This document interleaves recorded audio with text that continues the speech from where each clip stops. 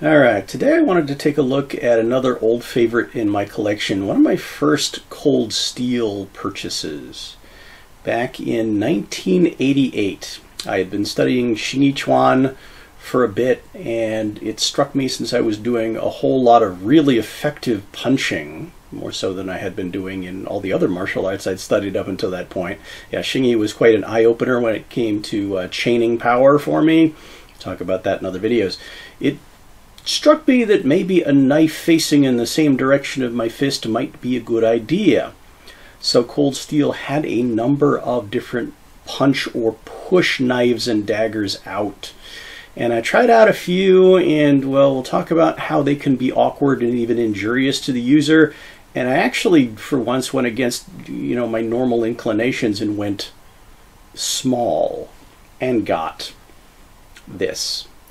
This is the second generation design of what they called the Urban Skinner. So Cold Steel started producing these, a whole series of them, in the early 80s, and then they made some changes about 1988, which is when I bought this one. And the range of knives in this series varied from really tiny things with no rubber grips, just a solid piece of cut steel, about maybe that big, to rather long double-edged blades. And I'll post a couple of pictures, but yeah, I tried those out, and as I said, awkward and problematic. There was a lot of twist in the grip, which I'll demonstrate. I felt better with the shorter blade, and then that shorter blade was a single-edged option. I was kind of thinking I wanted a double-edged option, but I bought it and I fell in love with it, but not for its intended purposes. Let's take a look at it and consider the specs and some of the differences. So, it comes in a really nice, solid, scallop-decorated sheath with a really nice clip. This fits really well for me inside the waistband, and I wound up carrying this knife for many years, thinking, well, it could be a self-defense tool, but I found myself using it a lot for unexpected utility purposes. Now, they named it the Urban Skinner. Well, later on in the 90s, they renamed the entire series the Safekeepers. I don't know if I like that much better, but at least it doesn't sound so gory. I wouldn't see myself necessarily putting this to any kind of urban skinning task. What would I be skinning? I'm thinking of the rat burger scene from Demolition Man or something like that. Anyway, one of the major things that they did differently was, and it's pretty faded at this point because it's got a lot of wear and tear, is they checkered the craton grips. The original grips were a lot harder and totally smooth. So that checkered grip, it's a little bit softer, a little bit grippier. That's a massive improvement. Let's take a look at the blade. Now, there's a little argument as to what the steel was. The originals were apparently a 440, and then sometime may have gone to an AUS 8A. I don't know. This one's probably still 440, and of course there was that, fascination of that cold quenching process in cold steel knives. And this has been a very tough little blade. So it's a short 2.5 inch. Pretty stout single-edged knife. Okay. Now the slot in it, according to Cold Steel, is to lighten the blade. I don't know why you'd necessarily need to lighten the blade. It does maybe do something for the balance, but let's talk about utility use, which is not necessarily what it's primarily designed for versus what it's primarily designed for. I put this thing, as I said, I carried it a lot, put it to a lot of use, gripping it not this way, but I'd actually just use it like this, putting the handle in the palm of my hand and then pinching up, or even putting my finger up on the back edge here, and using this for utility cutting purposes. And it's surprisingly useful. It seems like it would be really, really uncomfortable like this, but it's not.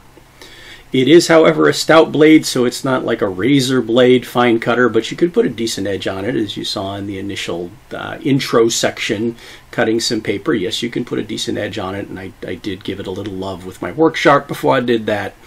But yeah, there's just, I can kind of put my finger in this groove here for a little extra alignment. I can pinch it. Yeah, there's just some interesting uses you can put this blade to. Maybe not what it was intended for primarily. Speaking of which, I did one minor modification to this knife, and I don't know if you can see it. I'll post some pictures. The false edge was a straight drop point bevel, and what I did was I just put a little bit of flattening here, just almost a little choil. And that again is so I can get a finger up all the way on the edge of the blade and use it as a utility knife. Paper cutter, box cutter, prying knife, anything I need it for. Yeah, I use this for a long time. Great for opening those stubborn plastic clamshell packages. Yeah, used it for all that stuff. But okay, I'm putting it off. I feel like I'm putting it off. Let's talk about the Marshall use. All right, I'm going to do this in two sections, one of which sitting down because I want to show you certain things up close that could be potentially problematic. Now, this relates a little bit to a couple of videos Icy Mike has done on Hard to Hurt, looking at brass knuckles and other self-defense tools that go through and around your fingers and what can potentially happen to your own hand if you hit stuff with it. Yeah, there's some definite kickback. Now, the later generation, the 90s generation, I believe, at least from the illustrations, have a longer stem. This is a 5/8 inch stem, tang, ricasso, I don't know what you want to call it. It's all squared edges, including on the back of the knife here. So that's, you can already kind of see where this is going. The grip is very spongy, so there's not going to be much kickback into my own hands. Now, over the years of hard use, using the knife more for the intended purposes, the rubber is cast around a tang that's in here that's probably T-shaped, and yeah, it rattles a bit. Not much. I mean, I'm pretty impressed by how well this knife is held up with, again, quite a lot of age. But when I grip it, I have small hands, but sort of thick fingers. Depends on how you want to look at that, not the thickest fingers. But when I hold this thing naturally, you see the initial problem. The natural point of this knife for me lines it up with my knuckles, and then my knuckles are right into that metal edge. So when I stab into something, yeah, it hits me back pretty hard. So my choices for this, and this is where things can make the knife a little bit more awkward. If I roll the knife more to, between these two joints of my fingers, it sinks the grip into the pad of my palm really well, but this is just not a very natural position for me to hold and maintain my wrist. So when I hit something, it twists. And if this thing twists sideways or twists this way, it bites into your fingers too. So, not a good thing. This is also going to be something that's going to come up in a potential power cut. Yeah, it can kick back into the sides of your fingers, and if you're familiar with anatomy, the sides of your fingers are where the nerves are. So, okay. So my other option is to roll the blade more this way, which puts the force into kind of the web of my thumb, rolling my fist down, and there are a lot of martial arts that do orient the wrist that way, which is fine. So this is a little bit better, but still, there's a little bit more give now in the ball of, the pad of my thumb here. So when that rolls down, that's coming right back down into bone. I'm reluctant. Let's take a look at it. All right, hang on a second. I'm not stalling. I just realized as I was cutting the video, I was anticipating a question that a lot of you guys have probably already thought of. Why don't I hold it between these fingers? Well, that's worse, at least for me. Might not be for you. A couple of things that happen with this is, yeah, that handle does fit into my hand there, but much deeper in, which means, yeah, the steel of the knife is really wedged hard into my knuckles, pretty much no matter how much I rotate it. Also, check this again. I might just be a broken thing here. It just built weird. But yeah, when I put it there, I can't get the knife straight in line with my arm. So if you're wondering why I'm not holding the knife between these fingers, that's why. All right, let's get on with it.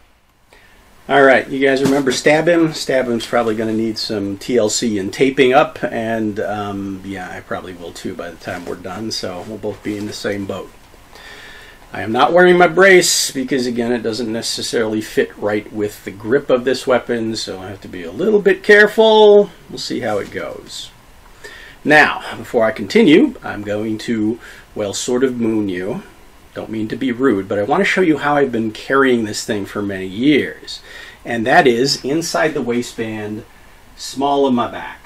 In this position, I could reach it with both hands, and that rubber grip doesn't really dig into me. When I draw it, one of the biggest problems I have is depending how I put it away last and how I reached for it in terms of hand orientation, it just might come out like this, which in a pinch is not going to be the worst thing. If I really need to deploy the knife in a hurry, it doesn't really matter. If you got a double-edged version, it really doesn't matter. But again, my initial grip when I reach for this thing and deploy it, it winds up straight in line with my knuckles, which is, it's not terrible. It's got most of my hand behind that rubber grip.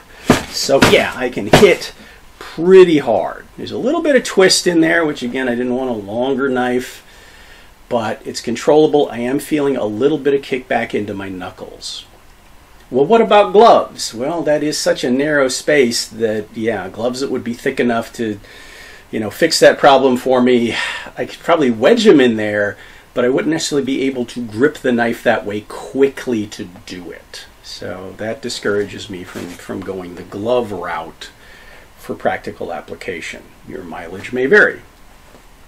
Now, if I shift to this grip, twisting the knife a little bit more towards the tips of my fingers, yeah, that's going to collapse pretty quickly. If I bring it back towards the back of my hand, well, yes, I've got a whole lot more clearance to hit. So it doesn't bite into my fingers, but yeah, it's all going back into pretty much the base of my thumb, which isn't bad, but then I actually feel more in my wrist. And with my arthritic wrists, well, it's kind of like the recoil of a heavy handgun, okay? Think about that for a second. Large caliber handgun, the way it recoils back into your wrist. So maybe not something I want to do a lot. Certainly not a lot as I practice just punching things in general. So I would limit my use of this. What about cutting? Well, yes, you can make a cut with this, but the same problem exists with the thrust. It's not a very long blade. So deep penetration isn't the thing. Strong penetration, though, there are, you know, legendary rumors about this, that this is a thing to get through not only heavy clothing, but soft armor. I've never tried it. Could you do some of the cold steel stunts, like maybe punch through wood or a car door? Well, that would certainly kick this back into your hand a whole lot harder, and I don't think I'd want to give that a try. But cutting, it is a very short blade. But you can definitely slash with this thing, but when you hit something, yeah, it immediately throws that impact back into the sides of your fingers, and I'm already feeling it. So, makes me not want to keep that up, but for little quick stop cuts against an opponent's hands or wrists or something like that, maybe so. Now, borrowing some wisdom from Icy Mike on the subject, because he's gone over these, as I said, in a couple of his videos. He has two interesting pieces of advice. One piece of advice is why you might want to choose a knife like this, which is kind of why I did too. I was practicing an art that had a lot of punching in it, that I was feeling finally really good about my punching. So if you are practicing an art or comfortable with an art that is boxing or something similar, yeah, you're not going to have to learn a new skill set. That, yeah, you can use this for boxing techniques. And extrapolating from that boxing analogy, think about this. This is a second very interesting piece of advice. Shift the weapon to your weak hand, okay? And use it for that longer, lighter jab, that hold off jab that you can use, right? You're not hitting the target as hard, so there's going to be less kickback. And then you use something else, another weapon, in your strong hand, or maybe use your strong hand for grappling.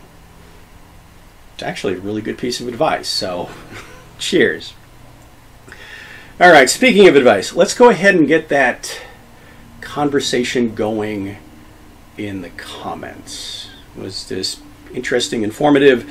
Do you have a knife like this? Are you interested in knives like this? Any questions I might be able to answer? You might be able to find something like this on the aftermarkets. As I said, Cold Steel has still a lot of versions of this sometimes available here and there.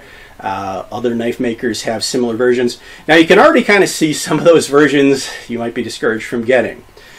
If it's just a slab of steel here instead of a padded grip, yeah, that would be super uncomfortable in something like this. If this grip is significantly smaller than this, yeah, that's going to be problematic. Sharp edges. Cold Steel makes one that's actually really, really tiny, that's designed to be on a keychain or maybe a neck knife, but yeah, you're not going to get a whole lot of penetration, but it may be effective in a self-defense situation. And yes, they also market it so you can grab it this way and use it as a quick little tiny utility blade. So, get that conversation going in the comments. Go ahead and do some repairs here on Stab-'em. At least I don't think I need any, so that's a bonus. Until next time, thanks for watching, and I hope to see you back for more.